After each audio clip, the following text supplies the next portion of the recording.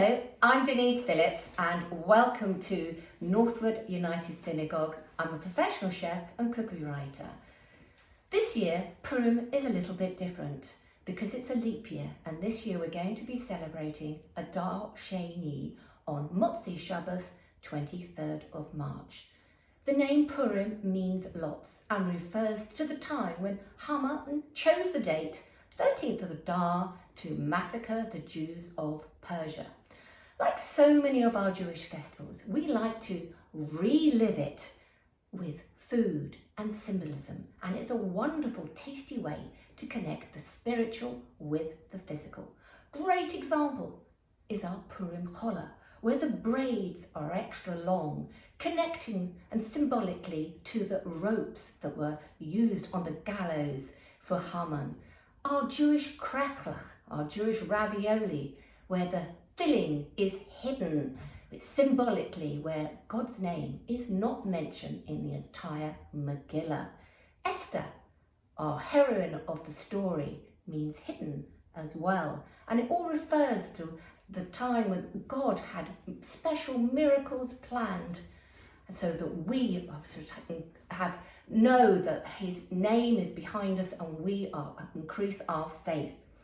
So Hamantaschen, here we are. This is my latest recipe. It's made with chocolate and halva, and the shape, I say, one of the traditional foods that we have at this time, has got three corners, representing Haman's three-cornered hat.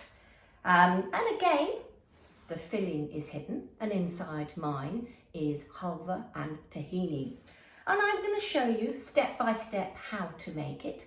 But let me just share a few good tips to make, or the secrets to the perfect Hamantaschen. When you roll out your pastry, don't roll it out too thinly. And when you put your filling in, don't put too much, else you don't want it to ooze out. And when you put in the filling, make sure it's really tasty, because when you bite into those lovely Hamantaschen, you want a taste of what's inside. So I'm going to move this to one side, and we are now going to make the filling. I'm using plain flour, a tiny bit of salt, just balances out the sweetness, vanilla extract, baking powder, and what I have here is chocolate drops. And I'm just going to whiz this a little bit because it is a chocolate pastry, but I just don't want the whole piece. I'm just going to whiz that a little bit just to chop it up a little part. So let's whiz this.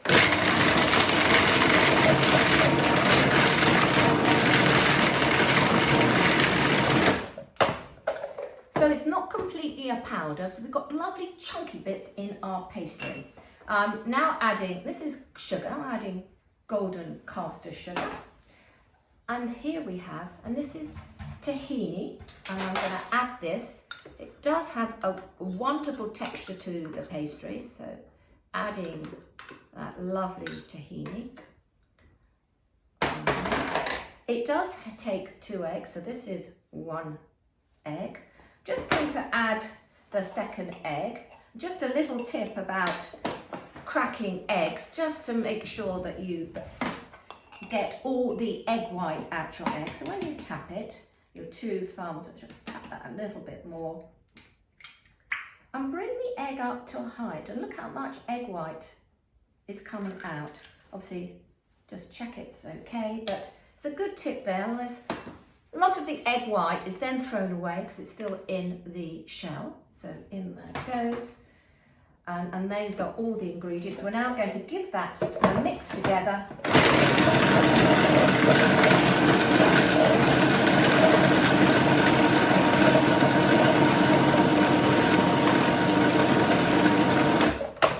And you can see how that's coming to lovely breadcrumbs, and to bind it together, all you need is a little bit of water. So I'm taking my water, and I'm going to add that.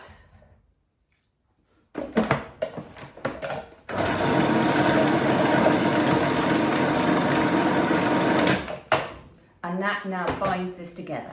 So take this blade out, get your hands into it, and you'll find it comes together to a very nice pastry.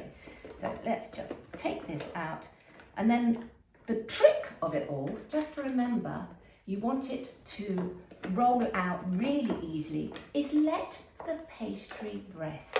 You want the gluten in the flour to relax so that when you bake it, your pastry doesn't shrink. So all my pastry now, I've gathered all the crumbs out of the food processor, just to remove that. Let's move that to one side. I have got some pastry already made, so you can see how that binds together really nicely. Let me bring that to the screen so you can see. Look at the lovely chunky pieces of chocolate that are in there. So I'm going to move that to one side. Let's take some ready-made pastry, and a lovely tip to rinse it so you don't put too much flour on your pastry to dry it out, is you use the cling film and sandwich it between the two. So I've got cling film on the base, then the pastry, and then some more cling film. Take your rolling pin and roll that out. So you can choose whatever size you want. You can make giant ones if you wish to. And I'm then going to take my cookie cutter. This is 7.5 centimeters in diameter. Cut this out.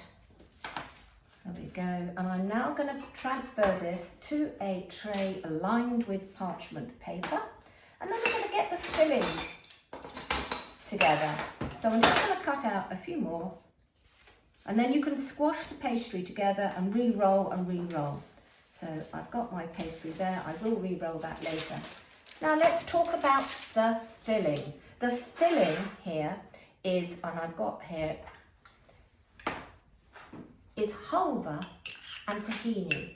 Now I've got lots of extra halva here, which I'm going to use as a topping, but I've just mixed a tiny bit of halva and some tahini together. Place that in the centre. So we've got some here. It's a really wonderful, tasty mixture. Just going to do 2. Right, this is the secret bit. Take your Hamantaschen edges and squeeze it to the edge, and then push the filling in and squeeze that together. So I'm going to just do one more. Take the edge and bring it to the centre and really squeeze the edges, because you don't want the filling to come out. So let me just bring that to the screen so you can see how tightly I have squeezed the mixture in and squeezed the edges together. So I have got some already made. Bake them in the oven for about 15 minutes, 200 degrees centigrade, 400 degrees Fahrenheit, gas mark 6. And as I said, I have got some already made. And here we have, let's just take these. They come out the oven and look how lovely, golden and crispy they are. So the final topping, and here I have, and this is melted chocolate. And what we're going to do here is add, so look at this lovely, lovely melted, I've kept it all para. This is dark chocolate. I'm going to take a little bit of tahini again, and what this does is just makes it the mixture a little looser to easily drizzle on the top of the Hamantaschen. So now you can see, look at this mixture. It's a lovely consistency. So what you're going to do, and again I've got this on parchment paper, is drizzle a little bit of chocolate on the top of these Hamantaschen, and then to finish it, and this is a piece of halva, just crumble a little bit on, stick it on top of the chocolate. When the chocolate sets, the halva was set as well. Place it into the fridge for about 10 to 15 minutes.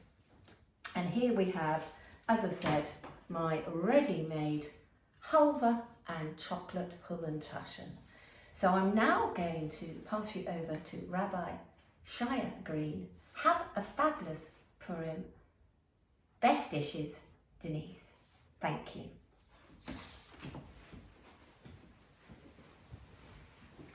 Thank you, Denise, for that wonderful demonstration and delicious looking Hamantaschen. My name is Shia Green. I'm the rabbi at Northwood United Synagogue. Purim, the holiday of our rejoicing, is fast approaching. It's one of the most celebrated and happy festivals in the entire calendar. We get together, we sing, we dance, we rejoice, we share a l'chaim together. But my dear friends, I ask you, is this year a year in which we should be celebrating Purim? A story is told of the tired, starved and downtrodden prisoners at the Gross Rosen concentration camp. After a day of backbreaking labour, they reached their barracks, unable to even think. However, one of the prisoners remembered that it was Purim Eve, and he decided to address his fellow prisoners in an effort to encourage them and lift their spirits. "My fellow Jews," he called out, "dear brothers in suffering, today is our Purim, when we remember the miracles God did for our ancestors. He who dwells in heaven saved our nation from being decimated. The enemy fell into the pit that he himself had dug. Today we once again have a double-edged sword pressed against our necks. Our enemies are trying to destroy us, but do not allow terror to enter into your hearts. The Haman of today, Hitler, and his lackeys will not be able to overcome God's chosen nation. The eternity of Israel will not lie. The bells of freedom are already ringing in the distance. We will yet live to see justice meted out against our enemies, just as it happened to our ancestors in Shushan of old. Be strong, brothers. The Jewish nation lives on." This speech inspired one of his fellow prisoners to descend from their bunk, and in a sweet voice laden with nostalgia and hope, he sung the words that we recite following the reading of the Megillah. "We thank God who fights our battles and brings retribution upon our enemies." In their minds, they had blissfully been transported back to the happy Purims of years gone by. Throughout our history, there may have been many reasons why we should skip over the Purim festivities. It may have been because there were more immediate concerns to contend with than arranging the Purim feast, such as those who found themselves in the concentration camps. Or in more recent history, during the COVID pandemic and ensuing lockdown, where we found ourselves isolated and alone, unable to celebrate with others. Perhaps due to personal challenges, we were unable to muster the strength and face the headache of assembling mishloach manot, dressing up, heading to the communal Megillah reading and participating in the festive meal. And now we currently find ourselves in times of uncertainty with everything that is going on in and around Israel. We are pained and grief-stricken by what has taken place and continues to take place to our brothers and sisters in the Holy Land without an end in sight. Anti-Semitism is rearing its ugly head in ways we have not seen for decades, and we have every reason to question what the future holds. When will we find ourselves in peaceful times, and should we really be celebrating Purim at this time? The Medrash tells us Mordechai in his generation was the equivalent of Moses in his generation. Moses, the greatest leader that the Jewish people have ever known. The characteristics that made him such a great leader manifest themselves in the leader in each generation. And in the time of Purim, that leader was Mordechai. But what made Mordechai such a great leader in his time? Well, he was the preeminent Torah scholar of his generation, a leader of the Jewish Supreme Court. Mordechai acknowledged his position of authority as leader of the community and displayed great humility and dedication. Mordechai not only encouraged and empowered Esther to realize her mission in this world, but the entire population to stand proud and unafraid. We may be able to conjure up many reasons why we shouldn't celebrate, but they are really reasons why we should celebrate. Throughout the generations, we have been pursued and persecuted, yet here we are, we remain more united than ever, and that is as great a reason to celebrate as any. And when we celebrate, not because we are commanded to, but when we choose to, that joy will know no bounds.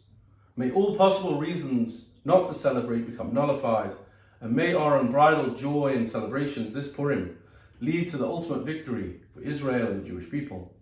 And on behalf of everyone at Northwood United Synagogue, I wish you all Purim Sameach, a happy and joyous Purim. Thank you.